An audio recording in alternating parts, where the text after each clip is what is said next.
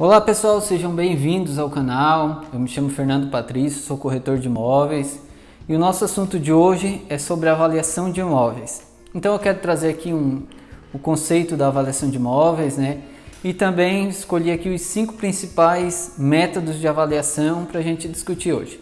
Então antes da gente começar, eu quero pedir para vocês se inscreverem no canal, deixar um joinha. Eu quero estar trazendo mais conteúdos bacanas aí sobre o mercado imobiliário, sobre investimentos, e eu conto com a ajuda de vocês. Então, pessoal, o que é a avaliação, né? A avaliação é a determinação do preço de um bem, né? Então a gente está falando aqui de imóveis, sendo ele um imóvel rural, um imóvel urbano, uma casa, um apartamento, enfim, qualquer tipo de imóveis, né? Então é basicamente a gente determinar o valor dele de mercado, né? Então nós temos as avaliações técnicas e a gente tem a avaliação mais conhecida aí, que é a avaliação verbal, né? Então a avaliação técnica é quando a gente precisa de um laudo, algo bem detalhado, né?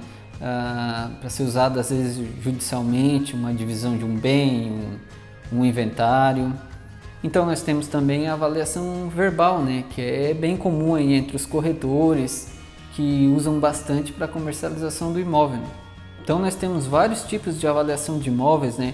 A escolha de cada uma depende muito da quantidade de informação que a gente tem naquela região, para que vai ser usada esse tipo de avaliação, né?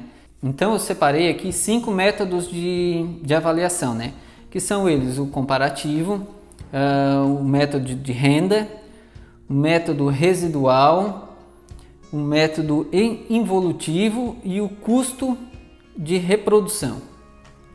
Então o método mais comum utilizado entre nós corretores é o método comparativo, né? Que é justamente a gente comparar os imóveis que estão sendo ofertados naquela região, os imóveis que já foram vendidos, também a gente comparar o tipo de cada imóvel, né? Então aquele imóvel que foi vendido, a gente comparar com o imóvel que está sendo ofertado.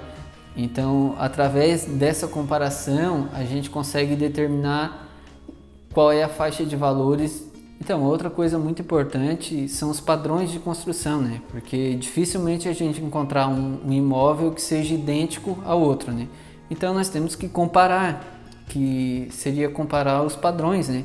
Então, do imóvel que está sendo avaliado com os imóveis que já foram vendidos ali naquela localização, naquela região, ou com os imóveis que está sendo ofertado, né? Porque nós temos muitos tipos de materiais, né? E isso altera muito no preço do imóvel, né? Também temos tipos de arquitetura que também diferencia, tamanhos, localização, se ele está mais próximo de alguma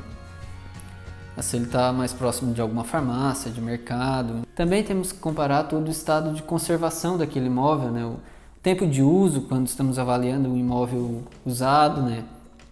Também temos topografia, disponibilização de serviço público, qual a posição ali do imóvel dentro de um quarteirão. Então são vários fatores que temos que comparar entre o imóvel que está sendo avaliado com o imóvel que foi vendido ou que está sendo ofertado naquela região, né? Então, um outro método de avaliação é o método de renda, né? O que seria isso? É quando avaliamos um imóvel pela rentabilidade dele, né? Pelo quanto ele vai me gerar de receita. Um imóvel ele é valorizado pela renda que ele proporciona ao proprietário. Um imóvel de maior valor ele gera mais receita ao proprietário, né? Então, em termos de aluguéis, né?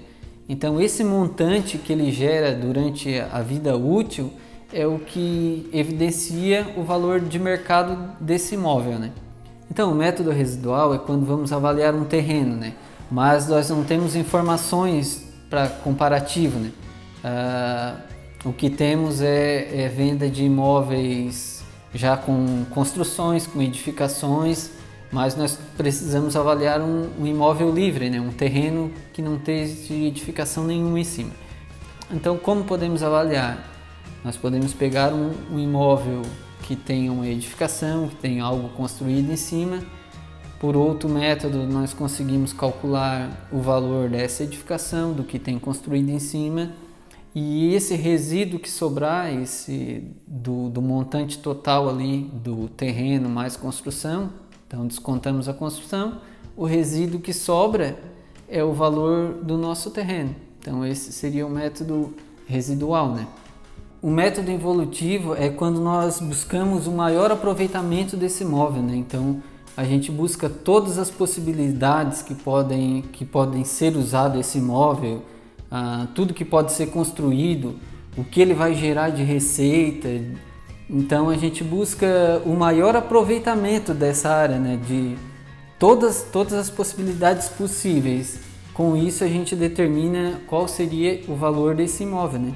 Então esse método ele é utilizado quando não temos muitos dados, né, de comparativos.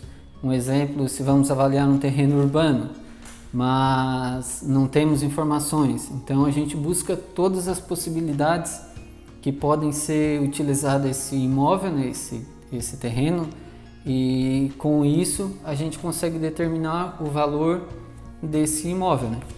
Então, um outro método que temos é o custo de reprodução, né? Então, o que seria isso? É quando temos os dados, os valores que vai para construir um imóvel, né? Então, esse método pode ser utilizado quando não temos também dados de outros imóveis que foram comercializados na região, naquele espaço de tempo, né? Então, a gente calcula pelo custo que vai para construir um imóvel. Então, temos o valor de mão de obra, o valor de materiais, a gente tem o valor que vai para construir o imóvel, mais valor de terreno. Então, através desses dados, nós conseguimos estipular o valor do imóvel. Também esse método ele pode ser utilizado quando vamos avaliar só uma parte do imóvel, parcial. Então, nós temos que utilizar o custo de reprodução, o custo para construir esse imóvel, né? Então, nós coletamos os dados de materiais, de mão de obra.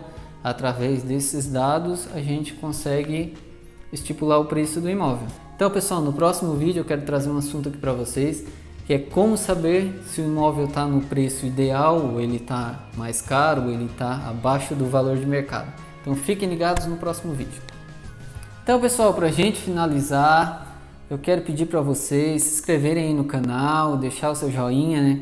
E eu vou ficando por aqui. Até o próximo vídeo. Valeu!